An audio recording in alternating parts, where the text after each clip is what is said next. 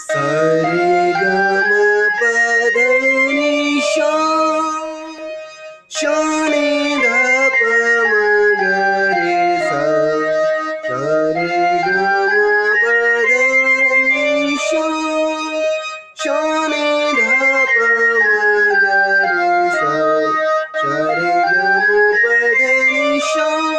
शनि धप मगरे सा सरे गम पद निशा शनि धप मगरे सा सरे गम पद निशा शनि धप मगरे सा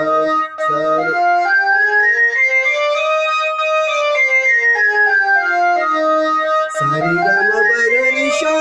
शनि धप मगरे सा सरे गम पद निशा शनि धप मगरे सा सरे गम पद निशा शनि धप मगरे सा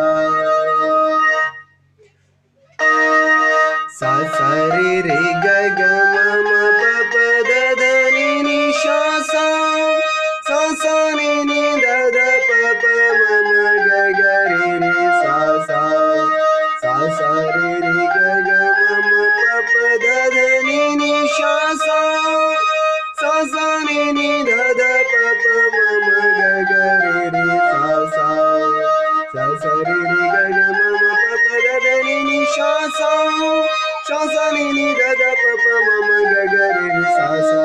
सा सा रे रे ग ग म म प प द ध नि नि सा सा सा सा नि नि द ध प प म म ग ग रे रे सा सा। ये था पहला और दूसरा अभ्यास। जो भी शुरुआती सीखना चाहते हैं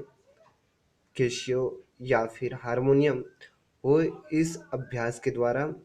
और आगे और बताने वाला हूँ अभ्यास, उसके द्वारा आप कोई भी गीत या फिर संगीत सीखना चाहते हैं तो आसानी से इस सरगम का प्रैक्टिस या अभ्यास करके आप अच्छी तरह से सीख सकते हैं। तो